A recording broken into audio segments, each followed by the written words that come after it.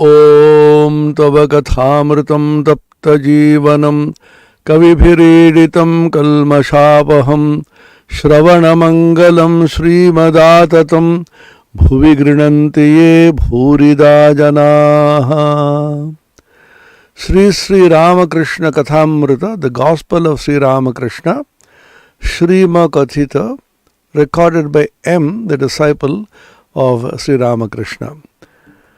Dakshineshwari Thakur Sri Ramakrishna, Tritiya Darshan. Sri Ramakrishna at Dakshineshwar, the third meeting of M with the Master. He is talking about faith. And a very interesting story he narrates. Rama had to build a bridge to cross the sea and reach Lanka, but his devoted follower, one pointedly who was devoted to Rama, Sri Hanuman Mahavir, just by faith in Rama's name, he simply crossed the ocean in a jump. So such is the power of faith. Jesus the Christ also says in the Bible, if you have the faith and say to this mountain, move away from this place, then it can move. Faith can move mountains. What is the scientific basis? The scientific basis is very simple. All power is in the human mind, and even the body has tremendous powers. So we very often miss it. Just look how the body is constituted. Before we go to the Atman or Brahman or the mind and so on, just look at the body. We need to meditate upon every limb of our body, how it is constituted, how it is composed, how it functions. Look at the various functions of the body. For example, the alimentary canal, the digestive system. You put some food in your mouth, the tongue tastes the food. It is bitter, it is sour, it is sweet, it is nice, it is wonderful, it is so tasty and so on. Then it goes down the esophagus, the gullet, reaches your stomach. The moment it reaches your stomach, a big chemical reaction, a workshop as it were, is commissioned. So many digestive juices are secreted. Sometimes there are exothermic reactions where heat is generated, endothermic reactions where heat is reduced. It goes on and on and on, and the essence of the food is assimilated. The non-essence is rejected. Then it goes to the small intestine, the big intestine. The huge process, a workshop as it were. This is the alimentary system. You think of the nervous system, such a complicated neuron network, starting from the brain, which is the power center of these neurons, of which we know very little. Even the greatest neurophysiologists and the neuroscientists, they say, we do not know anything about the human brain, how it functions, except in bits and pieces. And it is said even the greatest geniuses like Einstein and Newton, even they used only a small percentage of the brain. We know now we have the hard disks in the desktop computer and in the laptop, the memory, and pen drive. Everybody has a pen drive in his pocket. Everybody has a data card in the Android phone. You ask a student, a boy or a girl, what is the capacity of your pen drive? It used to be 4 GB, 8 GB, now it is 28 GB, 108 GB. What is the memory of the human brain? How many billions and billions of GB we do not know. How it can store information, retrieve information just at will. You see somebody, you are that person. I saw you 25 years ago. You remember his name, you remember his character, remember everything about him, and it tries it recovered. The neuron networking. When you become slightly older, then memory slightly fails because the network connection of the neurons becomes somewhat loose. The neural network is a tremendous, most complex system, neurological system in the body. Then you have the heart. The heart keeps pumping, lup, tup, 72 times a minute. Beginning from the mother's womb, when the fetus is formed, till the end when you are cremated in the funeral pyre, non-stop, this heart keeps functioning. It doesn't ask for a casual leave or earned leave. If the heart says, oh, I'm tired, I've been beating for years and decades, I just want a few hours of rest, then you'll be dead. God doesn't allow even a moment of rest for this heart. And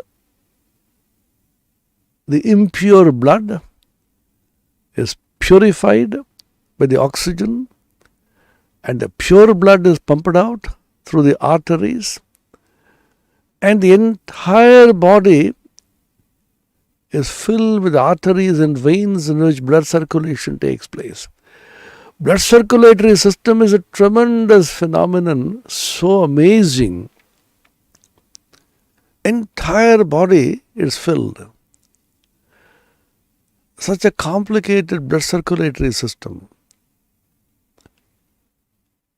Then you take the respiratory system, inhaling and exhaling. You inhale pure air, oxygen, and exhale carbon dioxide. Non-stop. For a moment, if you don't inhale or exhale, you will be dead. You can regulate it, you can control it, but you have to continuously breathe. And there is a synchrony between the heart and the lungs. Amazing synchrony, coordination. Then you have the muscular system, the muscles, and the bones. Cardiovascular, they say. You have the bones, which give the structure to the body. That's also highly complicated. How the bones function, how they keep the body erect. Then you have, apart from the brain as the nervous center, you have the spinal cord, which is the younger brother of the brain. Sometimes when it's extremely urgent, spinal cord quickly sends messages before it informs the brain. We know in school physiology, we have studied, it's called the reflex action. You touch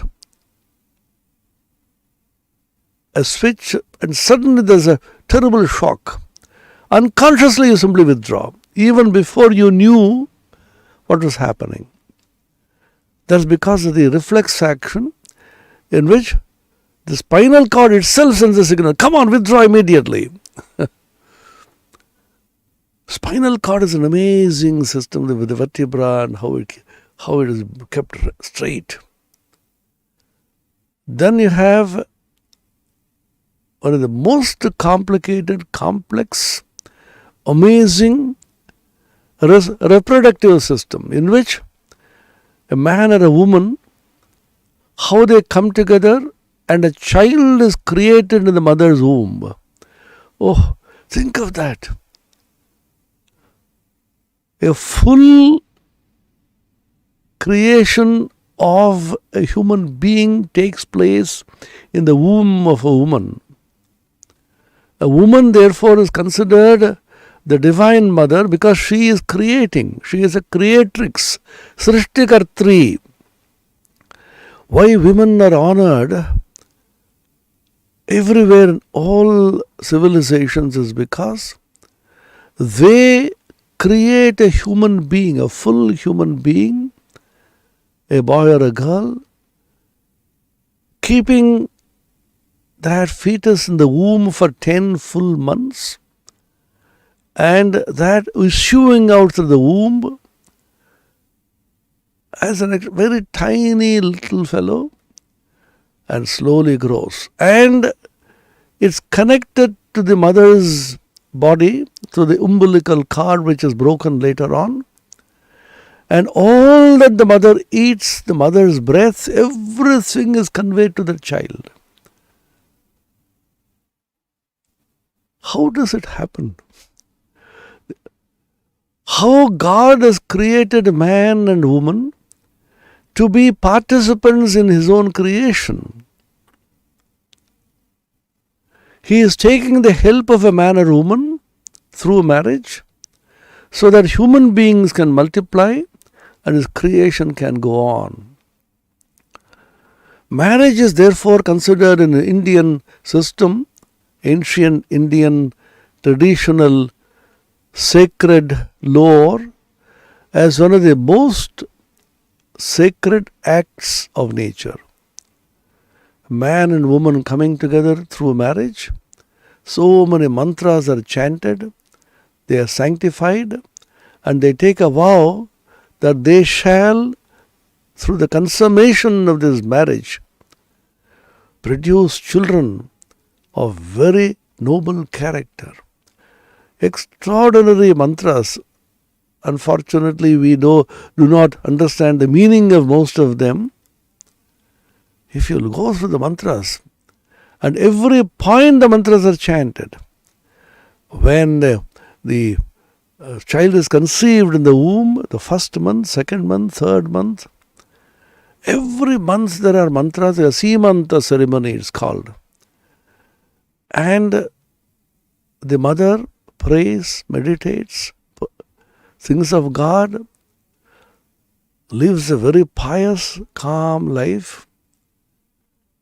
Prenatal influence on the child. It is all accepted, scientifically demonstrated and proven. When the child is in the mother's womb, it absorbs the influence of the mother, the thoughts of the mother, the prenatal influence. In the Puranas, we have stories of how a child absorbs the thoughts.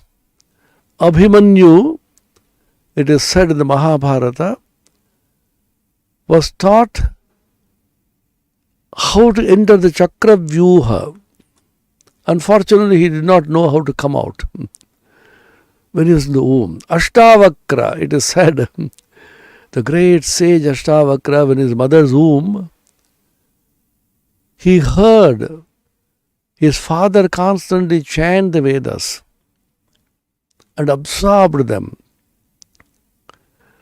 So when the child is in a mother's womb, the father, the grandfather, the mother, or the entire family constantly cultivating holy thoughts, elevating thoughts, chanting, meditating, so that the child is influenced by these great, noble, elevating thoughts, and the mother and the father contribute to society a noble soul.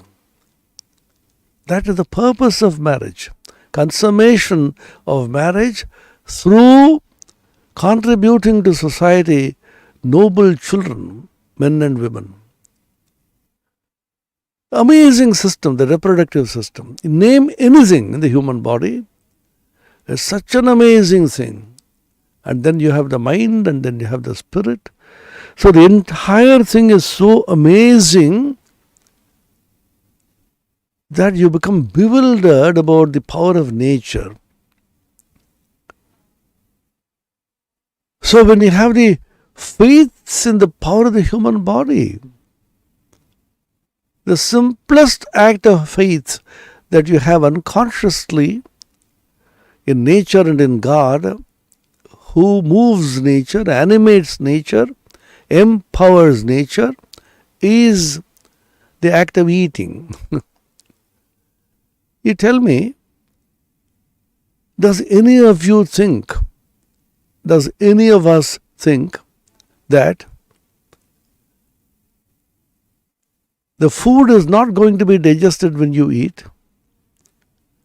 We happily, nonchalantly, carelessly keep on dumping food into our stomach, knowing full well that a mysterious force in the stomach will digest my food. So this is attributed to the power of God. It's called Vaishvanara. The Bhagavan says in the Gita, 15th chapter, Panchadashodhyaya, Aham Vaishvanaro Bhutva Praninam Dehamashritaha Pranapana Samayukta Pachamyannam Chaturvidham. With the help of Prana, Apana, Vyana, Udana, Samana, Pancha Prana, I remain as a Vaishvanara in your stomach and digest all the food that you eat. You have faith that your food will be digested. Has anybody checked now and then that his heart is pumping properly? Lungs are moving properly? Do you check? Suppose you say in the midst of a meeting, in the midst of a conference, wait, let me see whether my heart is pumping. Okay. People will call you mad. Which means if you disbelieve nature, if you have faith, do not have faith in nature, you are called mad. But unfortunately, our little idiocy, stupidity and arrogance says that if you have faith, you are mad. Rationality. What is your reason? Your reason is how the neurons function. Your reason will go to pieces when you become old, when you have dementia, when your brain fails to function. Don't be too arrogant about your reasons. Ramakrishna will come to this. You don't check whether the heart is functioning properly. You don't check whether the breath is moving. Now and then suppose, let me check whether my breath is moving. Yeah, it's okay. You don't say that. Why? Because you have unconsciously the deepest and the greatest faith in the human body's functioning. In your lungs, in your heart, in your respiratory system, in your alimentary canal, you have complete faith in the functioning of the human body, which is the most precious gift that nature or God has given you. And man, unfortunately, spoils this body. You spoil your stomach by junk food and fast food, as if your stomach is a kind of a dustbin in which you throw all kinds of undigestible things, and your stomach is struggling to digest it, but still it succeeds. Then you become so ill, and then there's a purging, and then finally you say, oh, I am so much relieved. And nature says, my son, my child, my daughter, why did you fill the stomach with all kinds of undigestible fast food and junk food? I can't digest it properly. Anyway, you are my child. Don't do it again. Again and again and again, a human being makes this mistake. Infinitely kind nature pardons you at every point. Don't you realize this? And raise your heart in prayer and say, oh God, thanks for protecting me. Thank you for doing this to me. That is prayer, that is meditation, that is religion. Be aware how your body is functioning, your mind is functioning. Be grateful for every bit of the activities of the body and the mind which are happening unconsciously, naturally and happily functioning. When you are sitting, as I am doing now, Most of you may be sitting and listening. Do you know how the blood is going up against gravity? Once I asked the doctor, "Doctor, how is it?" Then he said, "There are innumerable, countless micro valves attached to each of the veins, which will open one way and prevent the blood from coming down." The heart is pumping. The blood goes up, it can't come down because of hundreds of thousands of millions of micro valves. If half a dozen of them is damaged, then your feet will start swelling. When the blood begins to clot, thrombosis, then this happens. Who has created this? What a powerful, wonderful, amazing, extraordinary phenomenon in the human body and the mind. We have faith that it shall happen properly. We have faith that the heart will function properly. We have faith that constantly the breathing will take place. We have faith that food is going to be digested. So why do you disbelieve? Go back. Who is moving this body? What is the power by which the body is being moved? What is the power by which the eyes are seeing? What is the power by which ears are hearing? The mind is functioning? This was the question asked by the rishis. The rishis in the Upanishads did not theorize, did not philosophize. It is not metaphysics or religion.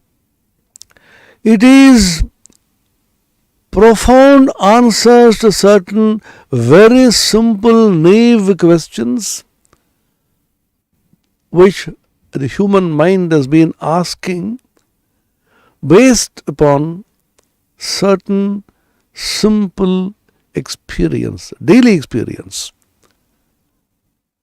Keneshadam padati preshadam mana kena prana prathama praiti yukta keneshitam vasamimam vadanti chakshusrotram kavadevo yunakti.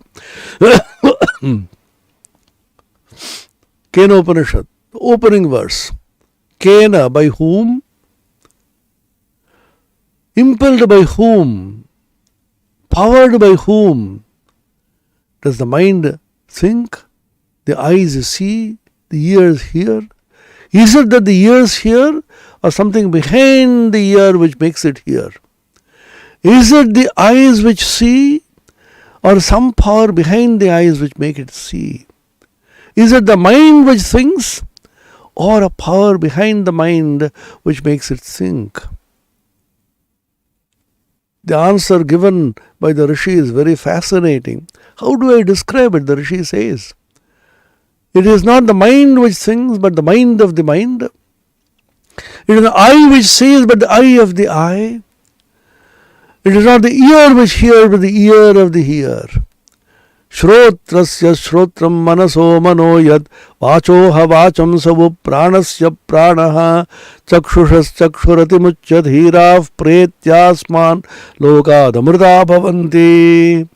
Immortal verses, a person who knows that which is moving all this, the eye of the eye, the ear of the ear, the mind of the mind. A person who knows the Supreme Being which is empowering and moving and animating all the senses and the body as his own very self, such a person crosses beyond death. Amrita bhavanti, he becomes immortal. Simple discovery based upon certain fundamental investigation into your own body and mind. So simple, straightforward. No mysticism, no theology, no belief, just investigating into this. So this is faith. At every point we live by faith. When you walk on the floor, on the street, at every point you have belief. When you put the foot, friction will hold you and you will not slip. If you did not have that faith, and you will be terribly afraid even to walk. How do you know that you will not slip? You could. But you know that you are going to be there. And the greatest faith that you have that you are going to live. I'll meet you tomorrow. Yeah, how are you? I am not calling you for a long time. Can I meet you at 10 o'clock tomorrow? Yeah, that's fine. We meet at 10. At 10, that person is waiting and waiting. Nothing is happening. Then he calls and says, oh, you do not know. Last night was severe heart attack. He died. We hear these stories. But we think and have faith that we will be continuing and continuing to live. See, look at the faith which we have. We talk against faith and we think we are rational, we are scientifically oriented. All your science is bunkum, useless. Science swears by faith. The sun and the moon and the stars are moving in their orbits. You calculate the orbits of the sun and the moon and you have faith that will continue today, tomorrow, because you have faith in the laws of nature. How do you know? Suppose a child comes and asks, Sir, you are saying that the sun will move this way and there going to be eclipse tomorrow, and after 500 years, the position of the sun and the moon is going to be this. How do you know? I have calculated. How do you know the laws are not going to change tomorrow? Don't be stupid. These are laws of nature which don't change. Which means a scientist has full faith in the laws of nature. A religionist comes and says, you have so much faith, my brother, in the laws of nature. Can't you have faith in that supreme intelligence which makes nature move? Faith in the laws of nature is science. Faith in that supreme intelligence which animates and moves the nature is religion or philosophy. Simple. Both are faith. The scientist is also moved by faith in the laws of nature. Electron is negative and the proton is positive. Suppose, yesterday the electron was negative, you do not know tomorrow it may be positive. Just like the people changing the political parties. Yesterday he was in that party, he changed last night and now he is in this party. People may change. You can't have faith in the human mind, but you can have faith in the electron and the proton because it's going to behave exactly in the way in which it has been created by God and nature. How do you believe this? A book on physics or chemistry or biology tells you so many laws of physics or chemistry or biology, and you memorize these formulae and then the equations and then think they are gospel truths, they are true. How do you know? Newton's laws of motion. Suppose you say, how do you know Newton's laws are correct? They have been experimented, they have been shown, they have been proven. They may prove it, but I don't believe. Do you say this? The so-called scientifically oriented rationalist simply swallows all that has been dumped down his throat by science. Swami Vivekananda mentions this so beautifully. Huxley said it, Tyndall said it, you swallow it with a pinch of salt. But you say rishis have said that Mahabharata and Ramayana is, I don't believe that, it's only a story. Everything is a story. Do you know what science says about theories of creation?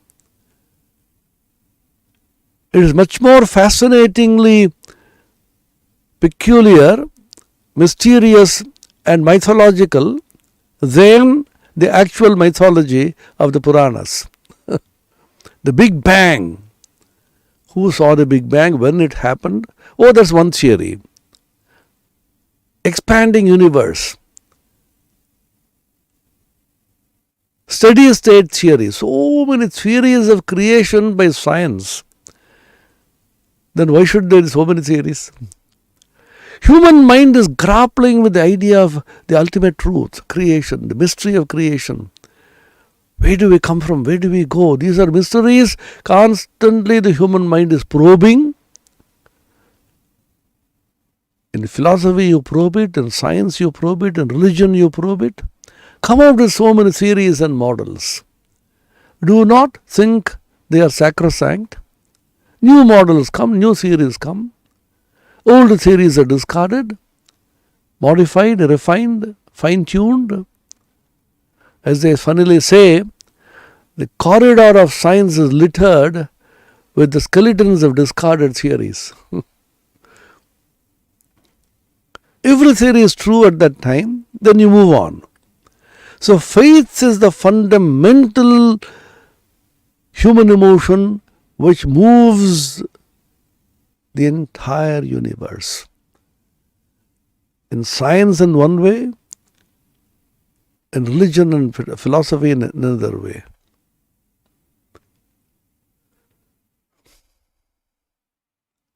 You have faith in your own body. You have faith in your own mind. Your mind is not going to change tomorrow. Are you sure? Every point you move by faith. So Sri Ramakrishna used to insist all the time, Vishwas, Vishwas, Vishwas, faith. Then he says, Jar Ishware Vishwas ache, she jidi Mahapatak kore, go Brahman Stri Hatya kore, tabu Bhagavane এই বিশ্বাসের বলে ভারী ভারী পাপ থেকে উদ্ধার হতে পারে. This is a message of great hope. If you have faith in God, faith in the Supreme Reality, on the compassion and the power of the Supreme Being to pardon you, forgive you all your sins, then you can be released from all the sins. सर्वधर्मान् परित्यज्य मामेकं शरणं व्रज अहं त्वा सर्वपापेभ्यो मोक्षयिष्यामि मा शुचः. The last chapter of the Bhagavad Gita, called the Charama Shloka, the supreme shloka, according to Ramanuja, the Bhagavan assures Arjuna, come surrender unto me, I shall release you from all sin, absolve you and protect you and liberate you. Christ said this.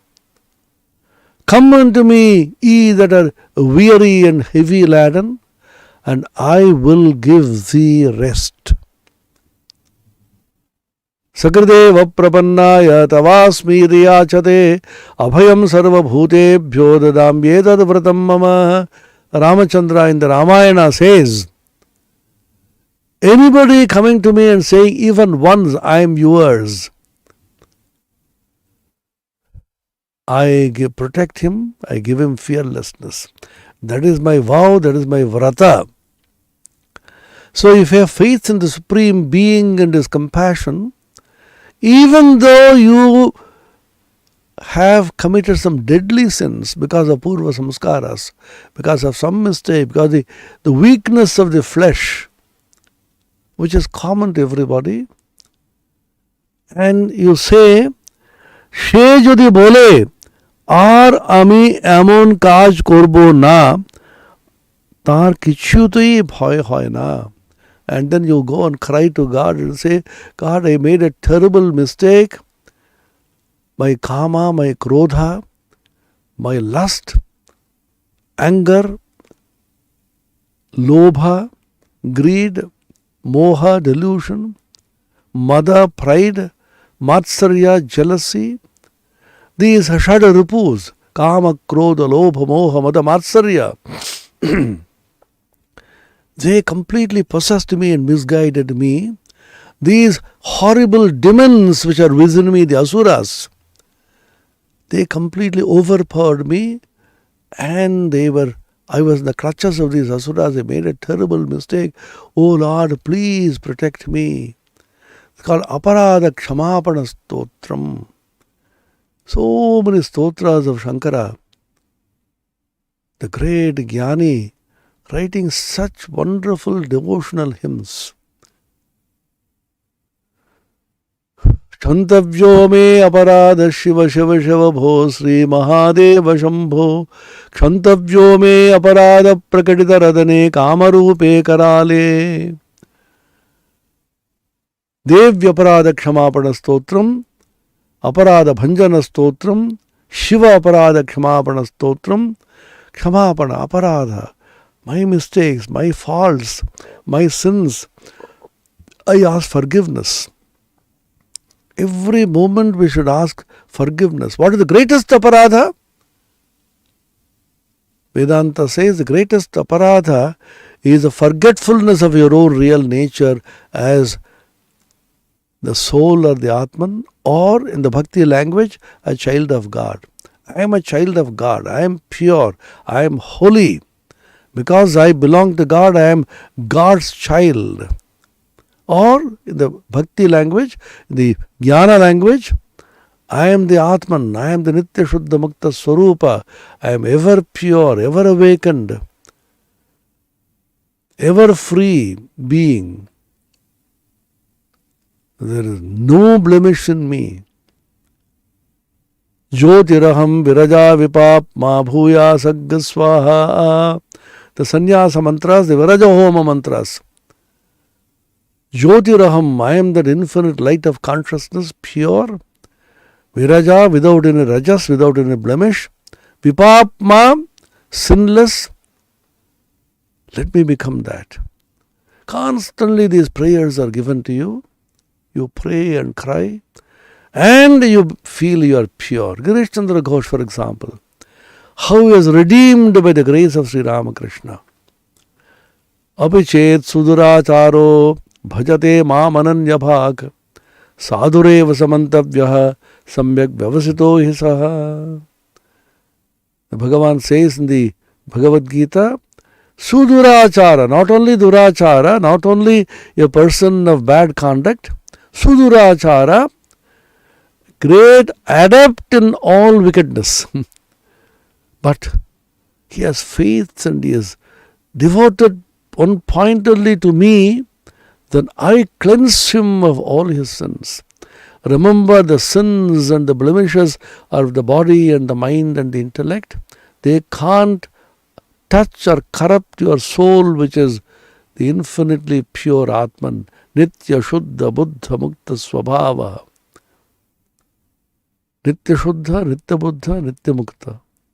Ever free, ever awakened, ever pure. They can't be corrupted by all the accretions in the body. Then if you have that faith and pray to God, even though you might have committed deadly sins through the body and the mind, and you have resolved, samyak vyavasito hisaha, samyak well, vyavasita resolved. With a tremendous resolution, he has sworn, no, I will not repeat this mistake anymore. I have become pure by the touch of the philosopher's stone, the Sparshamani. I have been converted into pure gold. In India we believe the Ganges is the Pavani Shakti, the purifying power. All these ideas are given to you so that you may constantly go through the exercise of self-purification. In Christianity they call it purgation. A series of purgations. Your body, your mind, your intellect, your samskaras, every point go on purging all your sins out. Clean, clean, clean. The physical body is cleaned by water and soap, and the mind is cleaned by holy thoughts. Constantly chant, meditate. Don't talk anything which is impure, vulgar. Your speech should be cleaned, purified. Your body should be purified. Your mind should be purified. Series of purifications. Then you feel so extraordinarily elevated and noble, and you have resolved, no more shall I sin. Christ said, go and sin no more.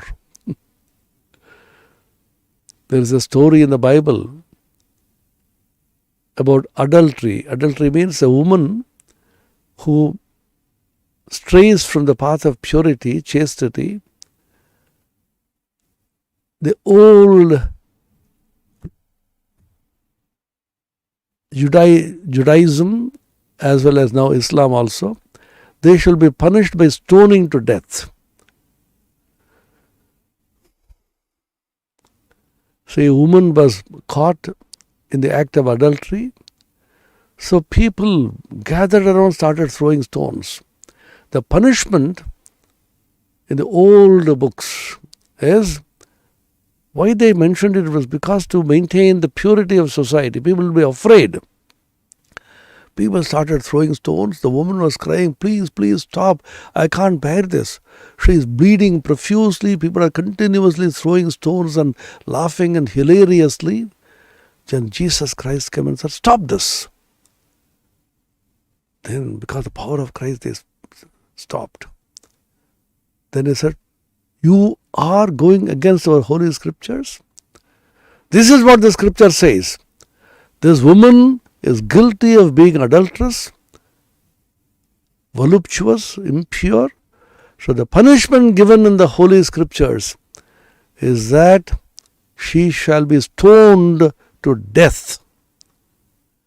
So if you say no, are you violating the scriptures? It's a great sin to disobey the scripture. See, look at the genius of these great incarnations like Christ and Krishna and Ramakrishna and Rama. Christ smiled and said, no, I am not saying you should go against the scriptures, but I give you one small condition.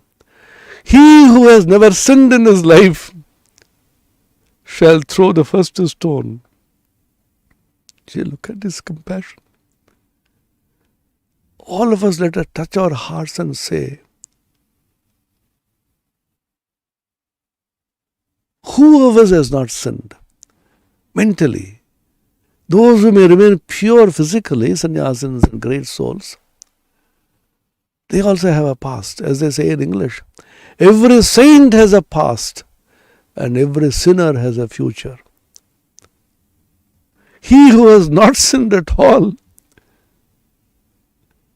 let that person throw the first stone. Everybody looked at one another.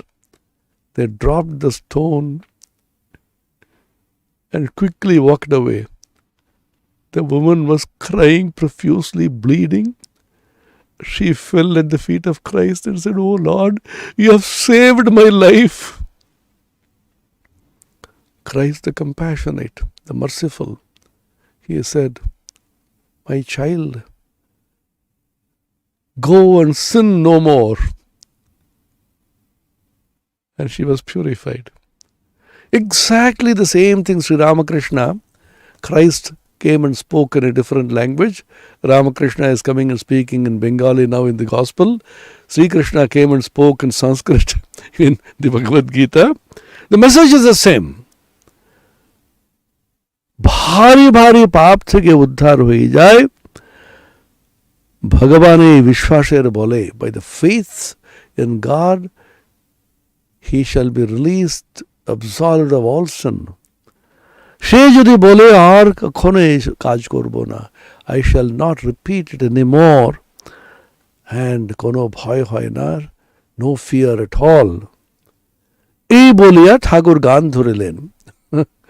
In the gospel you will see, he immediately starts singing, he will go into samadhi and dance and create an atmosphere of holiness and purity in which the minds of all those who were there at that time is elevated. And we reading the book after 150 years are also elevated.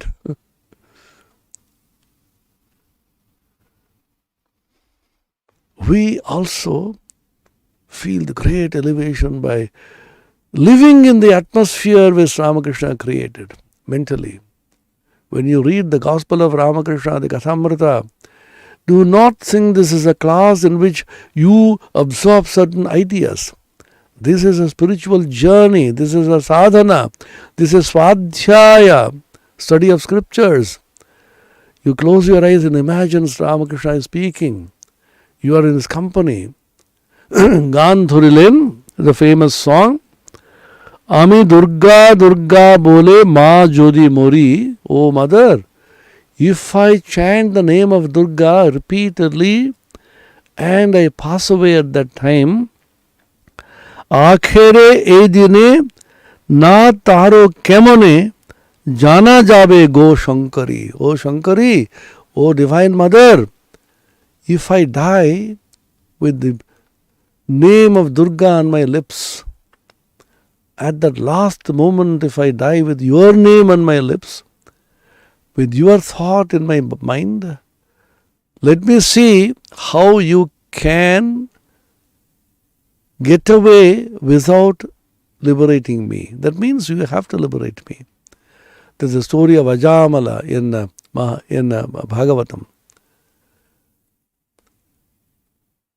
He didn't care for God and so many things he did. But the name of his son, he put as Narayana. In those days, even recently, God's names used to be given to children. So that constantly you call him and God's name is chanted. E Gopal, E Govindo, E Pinaki. Now everything is secular. We belong to a secular country. The names given in Bengal, some of them are so funny. Upal is one name, very common name in Bengal. Upal means a stone. Following the Westerners. Westerners have stone, wood, tiger. Shishir means the dew. Sagar means ocean. Salil means water. Secular names. Why God's name is given is because you constantly repeat them, call that person, then God's name is chanted and liberated. Every moment you chant the name of God, consciously or unconsciously, you are purified and elevated and liberated. When he was just dying, this great sinner called out his son. His son's name was Narayana. Hey Narayan! Narayan! Hey Narayan! Narayan! Narayan! And he passed away. Yama's dutas were waiting because with such a sinner, we will come and take him and put him into hell and boil him in hot oil. Descriptions in Naraka. Vishnu's dutas came and drove away these Yamakinkaras, Yama's dutas, and took him to Vaikuntha. Then people said, how is it that he went to Vaikuntha? Then they asked Vishnu, how is it this was a deadly sinner? Oh, he called on me at the last moment. But he called his son. Oh, that I don't know. His name Narayana reached my ears and I sent my dutas. So this is the faith. Akhire e dine, this Dina, this despicable creature, the lowly person, how can you not release me and liberate me? Let me see. Nashigo Brahman, Hatya Kori Bhrun, Surapanadi Vinashi Nari. Brahman Hatya and Bhruna Hatya. These two are considered deadly sins. Brahman Hatya means you kill a Brahmin. Why is it a deadly sin? Because in those days, writing was not allowed. They didn't know. Everything was preserved through oral tradition, Shruti. And all the Vedas were continuously chanted and remembered by generations of Brahmins. They used to allocate one portion of the Veda to one family. Yajushakha, one particular portion is given, Yajurveda. One portion of Yajurveda, this family will constantly repeat this portion, generation after generation. The grandfather will see the father will the son will grandson, and so on, so that that portion of the Veda is preserved by that family. So hundreds of such families coming together, entire Veda is preserved through oral tradition. Even now, after so much of invasion, because of invasion, particularly the Muslim invasion, how many Brahmins were simply massacred and killed, how much of knowledge were destroyed. If one Brahmin is killed, one portion of the Veda is completely destroyed. It is just like destroying a rare manuscript library. A rarest of the rare manuscripts, if that library is burnt, you lose everything. Now, that's why we are now digitalizing, so that the destruction is very less. Even then, they may be hacked. Now, hacking is a very common thing. When Khilji came and burnt the Nalanda Vishwavidyalaya's library, it is recorded in history that it burned for 6 full months. Such was the rich collection there. How much of knowledge was destroyed? How many invasions, how much of vicissitudes, how many atrocities were perpetrated? Hindus always liberal, calm, kind. Even now, we say no, we will live together. Not they. Again we come up, as if from ashes, like Finns, like the mythological Finns, as they say. You come from the ashes again, and we survive. So if you kill a Brahmin, one portion of the Veda is destroyed. So killing of a Brahmin is a deadly sin. And Bhruna Hatya, the fetus, the woman's womb, that means you are killing one life. You have no right to take away life because you are not giving life. In law also it is common. You can't kill anybody. You can punish but not kill. Because since you do not give life, you can't give life, you can't take away life. Even a person take away his own life, what we call Atmahatya, suicide, is also punishable by law. If the person survives, of course. If you attempt to suicide and survive, they are punishable by law. Why? Because you are taking away your life. You can't do it because you can't give life to anybody. God has given you life and God alone can take away your life. So Bhruna Hatya, killing a fetus, equivalent to murdering a person, and therefore deadly sin. Shurapanadi, excessive drinking, alcoholism. Why is it condemned? Is because you lose yourself, become like an animal. Why do people take the alcohol and hard drinks? Because their conscious mind is suppressed. This is a well-known psychological fact. The conscious mind is so full of tension and so full of misery. To forget it, you suppress the conscious mind through drugs, through alcohol. The unconscious mind arouses. The unconscious mind is a demon, is a Rakshasa. Full, unless it is purified properly, it is terrible. So Surapanadi, Vinashi Nari, molesting a woman and outraging the modesty of a woman. All this are considered deadly sins. Even though one indulges in all this, Eshava Pataka na bhavi tileka. Even an iota of these sins will not touch me.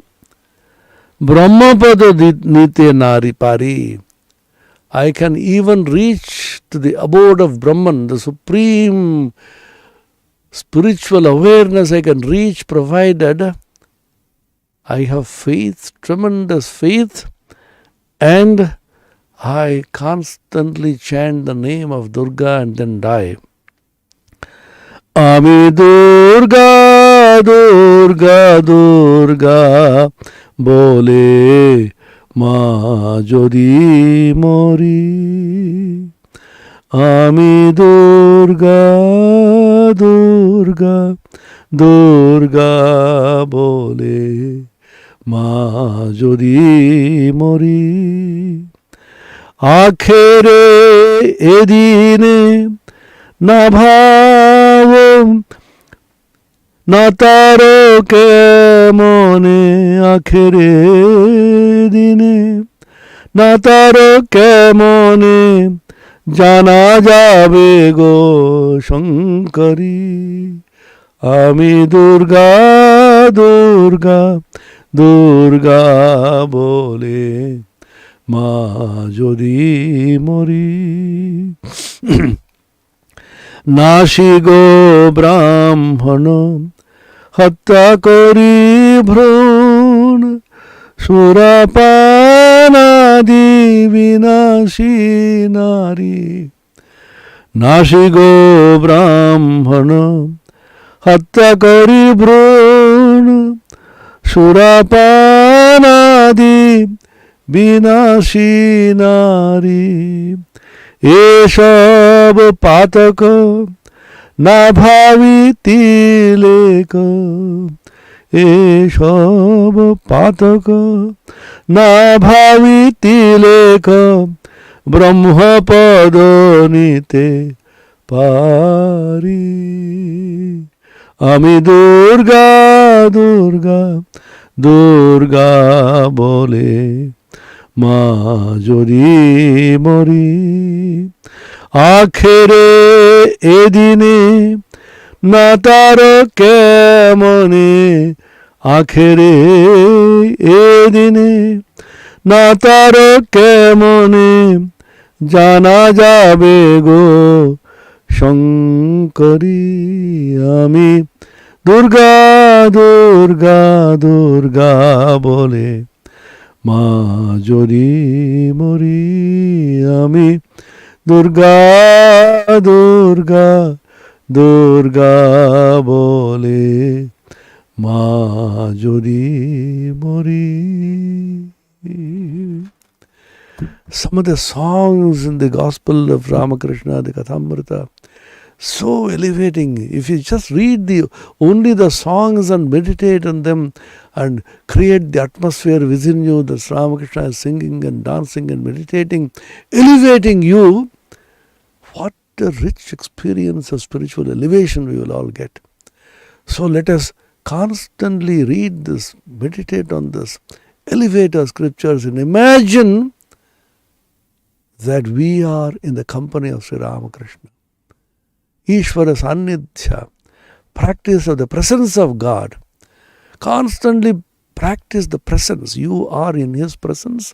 You are never away from His presence. May Sri Ramakrishna constantly be with us.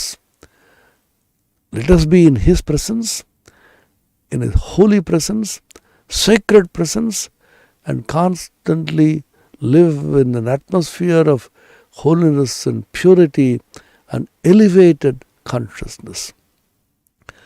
Om Niranjanam Nityamanantarupam Bhaktanukampathrita Vigraham Vai Ishavataram Parameshamidyam Tam Ramakrishnam Shirasa Namamaha.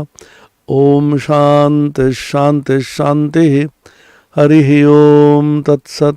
Shri Ramakrishna Arpanamastu.